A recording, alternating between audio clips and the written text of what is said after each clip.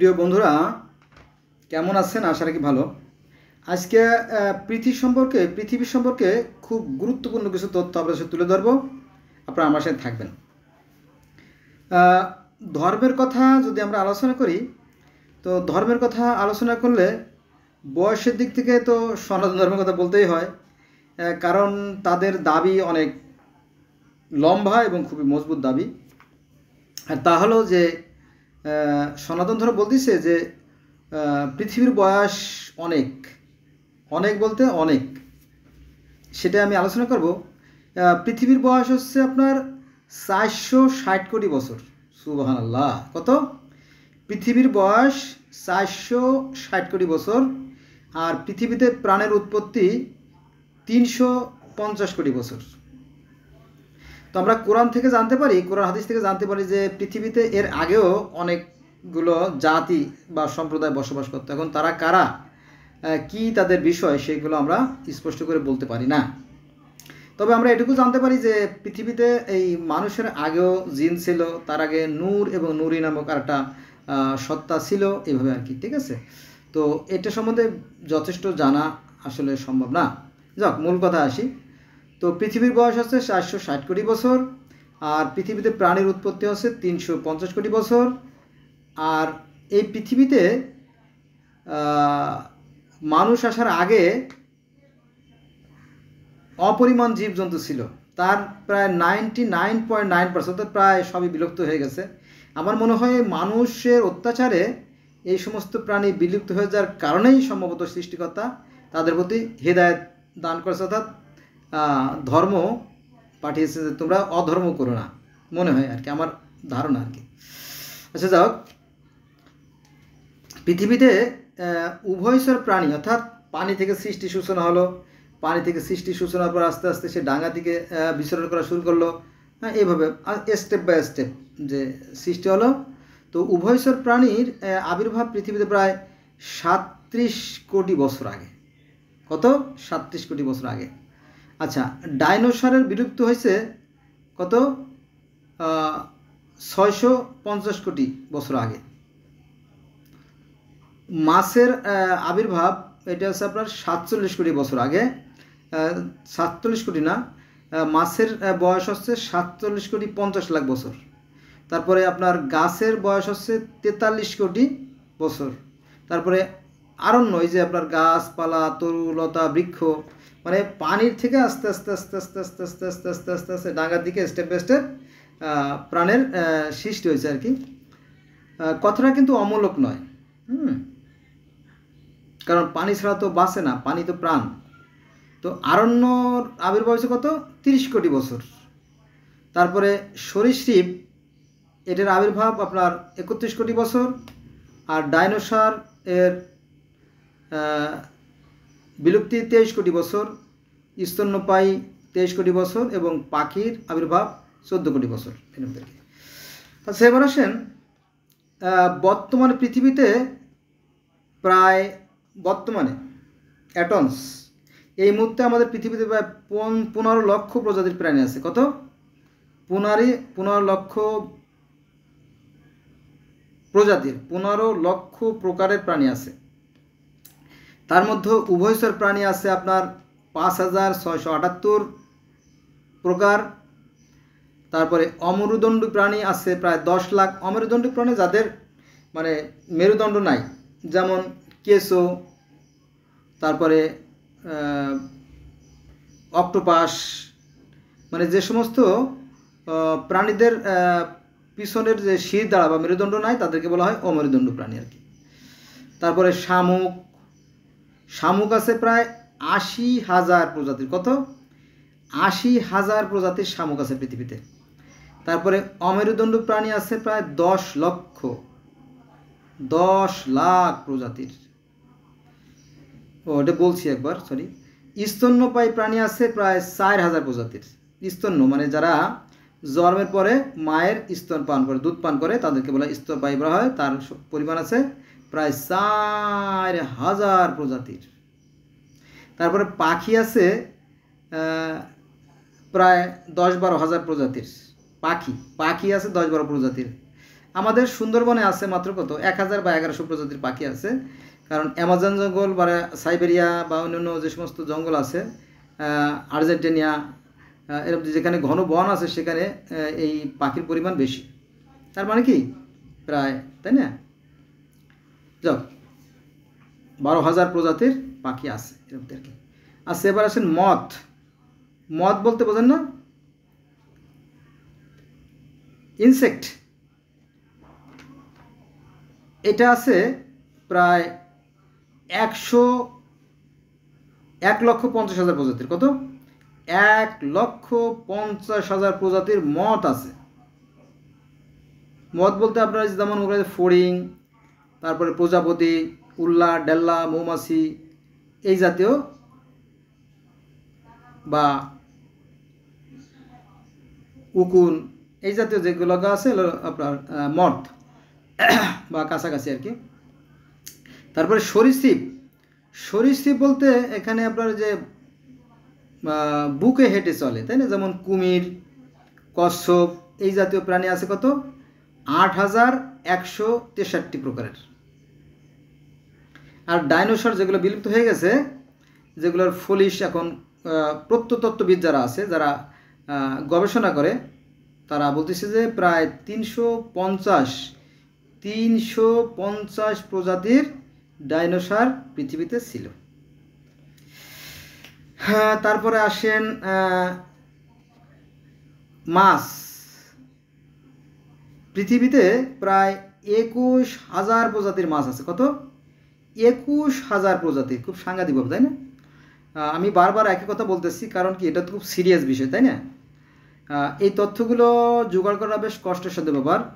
আর এটা অনেক বড় একটা বই, দামি বই, আস্ক মি এনিথিং একটা বই আছে, যে বইটার দাম আছে 5,000 টাকা। এখন অবশ্য বেশি, 8-10,000 টাকা একটা বইয়ের দাম। অনেকে হয়তো অবাক হবেন, আবার অনেকে অবাক হবেন না, কারণ যারা জানেন যে এক সেট বইয়ের দাম 1 লাখ 2 লাখ টাকাও আছে, 5 লাখ টাকাও আছে, তারা অবশ্য অবাক হবে না। কিন্তু একটা বইয়ের দাম যে 5-10 হাজার টাকা হয়, এটা একটা অবাক, তাই না, কাণ্ড। তো এই বইয়ের নামটা হচ্ছে কি আস্ক মি এনিথিং। এখানে গেলে আপনি পৃথিবীর অনেক অতি আশ্চর্য তথ্য জেনে যাবেন আর কি। আচ্ছা, এবার আসেন পৃথিবীতে যে পরিমাণ প্রাণী আছে, আমাদের এই পৃথিবীতে যে পরিমাণ প্রাণী আছে তার 6/5 পানিতে এখনো। তারপরে পৃথিবীতে উদ্ভিদজাত প্রাণী আছে কত জানেন? 5 লক্ষেরও অধিক। কত? 5 লক্ষ। তারপরে আছে ফুল আছে প্রায় 2,50,000 প্রজাতির ফুল আছে। কত? 2,50,000 প্রজাতির ফুল আছে। তারপর পৃথিবীতে ভাষা আছে 6,995টায়। কেউ বলে না 7,000, কেউ বলে না 7,011, এরকম আর কি, মানে কাছাকাছি 7,000 বা তার আশেপাশে হবে আর কি ভাষার সংখ্যা, এরকম আর কি। যাক, মূল কথা আসি। এবার ধর্ম, যেহেতু আমার এই চ্যানেলের নাম ধর্মজগৎ, আমি ধর্ম নিয়ে আলোচনা করি, ধর্মটা খুব গুরুত্বপূর্ণ। তো সনাতন ধর্ম বা হিন্দু ধর্মের দাবি হচ্ছে যে আমাদের ধর্মই সর্বপ্রাচীনতম ধর্ম এবং সৃষ্টির রসলগ্ন থেকে ধর্ম ছিল।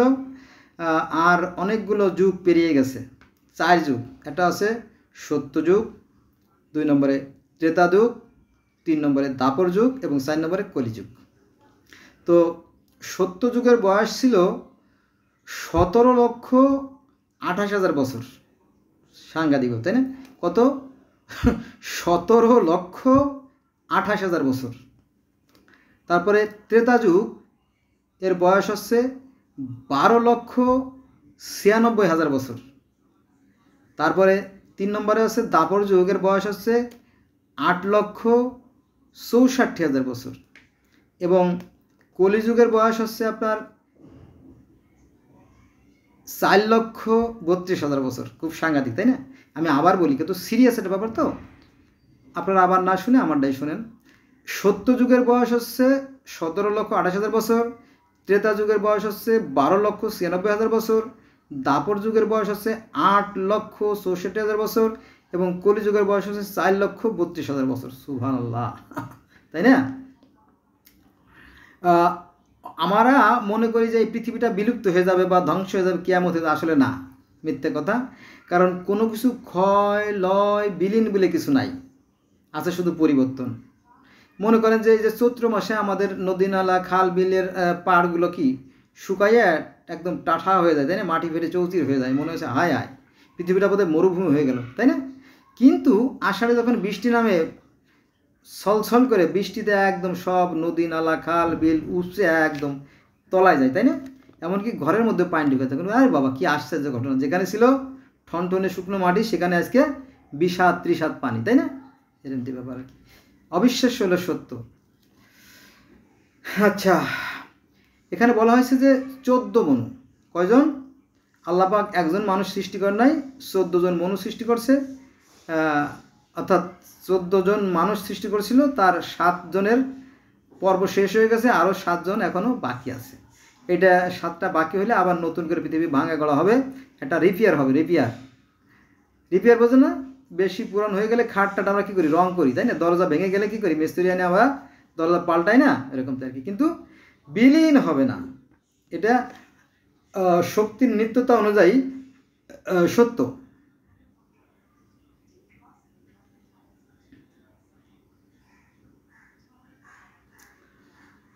আচ্ছা,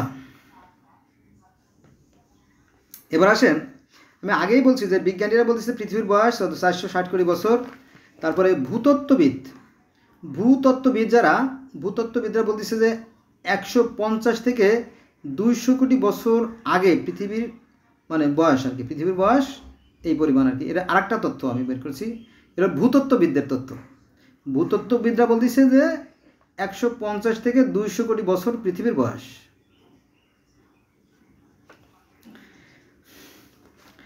আবার আমরা যদি গ্রিক ধর্ম দেখি, গ্রিক ধর্ম বা গ্রিকরা তারা বলতেছে যে পৃথিবীতে অনেক যুগ পেরিয়ে গেছে। সেটা আছে স্বর্ণযুগ, সিলভার যুগ, ব্রোঞ্জ যুগ এবং আয়রন যুগ, 4টে যুগ, তাই না? তো আমরা তো আসলে ভেবে বলতে পারি না, আমরা একটু আমাদের মতো করে বলি যে অনেক অনেক দিন আগের কথা, যখন মানুষ আগুনের ব্যবহার জানতো না, কাঁচা মাংস খেত আর খেয়ে প্রাণ বাঁচাতো, কোনো কিছুই তারা রাখত না, তাই না? এরকম আর কি, গানের মাধ্যমে আমরা এটা প্রচার করি যাতে মানুষ জানতে পারে। তাহলে আমরা কয়টা যুগ পেলাম? 1 নম্বরে স্বর্ণযুগ, 2 নম্বরে সিলভার যুগ, 3 নম্বরে ব্রোঞ্জ যুগ, 4 নম্বরে আয়রন যুগ। কারণ কি জানেন এই যুগ কেন? সেখানে ওরা কি বোকা ছিল? ওরা কি দিন তারিখ লিখতে জান না? হ্যাঁ, তখন এগুলোর প্রয়োজন হতো না। তখন খ্রিস্টাব্দও তৈরি হয় নাই, তখন খ্রিস্টপূর্বাব্দও তৈরি হয় নাই, তখন দিন মাস ক্যালেন্ডার কোনো কিছু আবিষ্কার হয় নাই, কোনো লিখন পদ্ধতি আবিষ্কার হয় না, অথবা লেখক পদ্ধতি আবিষ্কার হয়েছিল কিন্তু সেটা যথেষ্ট ছিল না। বোঝা গেছে? এই জন্য কথায় কথায় দলিল দেখাবেন না, কথায় কথায় দলিল দেখাবেন না। দলিলের দরকার আছে। যেমন আমার বাপ দাদারা দলিল দিয়ে বিয়ে করেন নাই, কিন্তু টিকে ছিল। আমার দাদার 8 ছেলে, আমার আব্বা হচ্ছে 5 নম্বর। এই যে আমি, আমার দাদার 8 ছেলে, কিন্তু আমার দাদার 8 ছেলে, কিন্তু বউ একটা। এটা আছে হাতেম, সামাদ, সোমেদ, খাদেম, হারেস, ধলু, কালু, মালু। কয়টা? 8 ছেলে। আমার আব্বা আছে 5 নম্বর। ঠিক আছে? তো আমার এক দাদির পেটে 8টা ছেলে, একটা মেয়ে। সেই মেয়েটার নাম আছে ধলাবড়ু অথবা রাঙ্গাবড়ু, যখন মনে নেই আর কি। তো যাক, তাহলে 9টা ছেলে মেয়ে হয়েছে আমার দাদির, 8টাই ছেলে, তাই না? একটা মাত্র বউ ছিল, কিন্তু ওই কলমে পড়াইতেছে, বাস 20 শেষের পরে বিয়ে, আর এটাই টিকে ছিল আজীবন।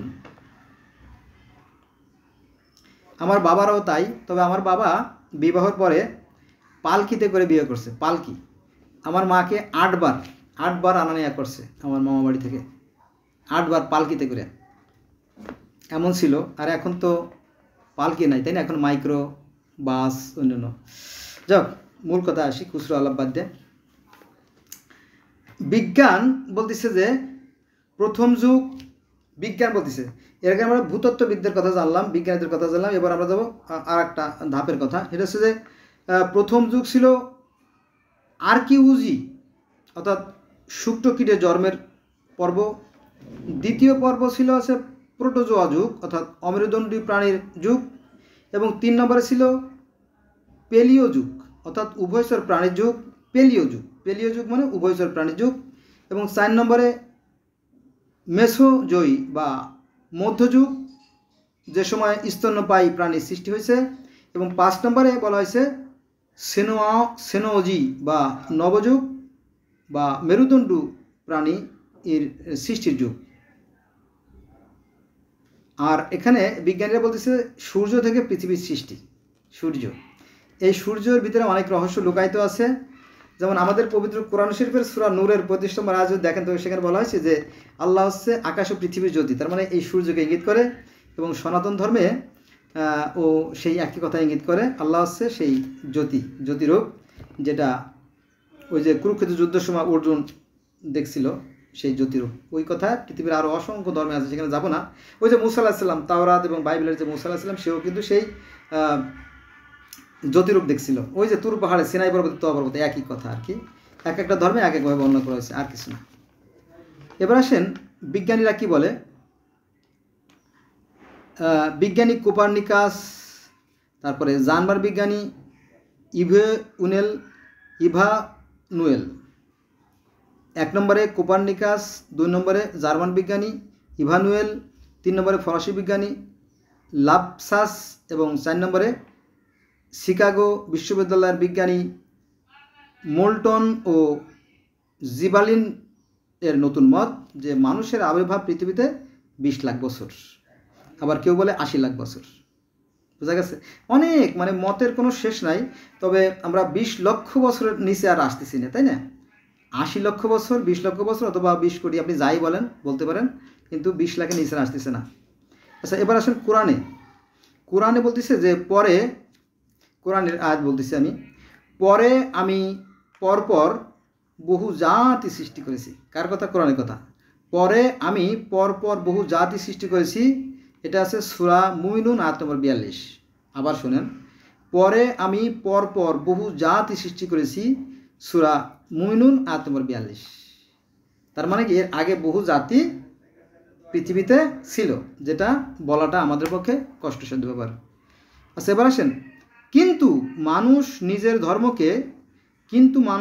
ধর্মকে বহুদা বিভক্ত করেছে, প্রত্যেকে নিজ নিজ মতবাদ নিয়ে সন্তুষ্ট। এটা আছে সূরা মুমিনুন আয়াত নম্বর 53। এই যে বিভিন্ন জাতি গোষ্ঠী ধর্ম, এগুলো এই মানুষেরই সৃষ্টি। হ্যাঁ, বিভিন্ন যুগে মানুষ বিভিন্ন ধরনের ধর্মের উৎপত্তি করছে, তারা তাই এটা নিয়ে সন্তুষ্ট। এটা কিন্তু কোরআনের কথা, সূরা মুমিনুন আয়াত নম্বর 53। কিন্তু অধিকাংশ মানুষ কোরআন হাদিস জানে না, কিন্তু মস্ত বড় ধার্মিক। এরা কিন্তু বিপজ্জনক, কিন্তু এরা যে কোনো সময় খুন খারাপি করে ফেলতে পারে আর কি। এরা বিপজ্জনক, ওরা ভণ্ড। যাক, প্রথমে লৌহ কলম, দেখেন যে এই যে সৃষ্টির প্রথমে কি সৃষ্টি করেছিল এটা নিয়ে আমার মতভেদ আছে। প্রথমে লৌহ, কেউ বলে কলম, কেউ বলে কুরসি, কেউ বলে মহাশূন্য, কেউ বলে আলো, কেউ বলে আধার, কেউ বলে ফেরেশতা, কেউ বলে নবী নূর, ইত্যাদি ইত্যাদি প্রথমে সৃষ্টি করছে। হ্যাঁ, তারপরে এর আগে পৃথিবীতে জিন জাতি বাস করতো পৃথিবীতে। হ্যাঁ, অনেক ধরনের জীবজন্তু বসবাস করতো, পরে মানুষ সৃষ্টি করছে। এটা আছে সূরা হিজরের 27 নম্বর আয়াত, অর্থাৎ 26 নম্বর সূরা 27 নম্বর আয়াত আর কি।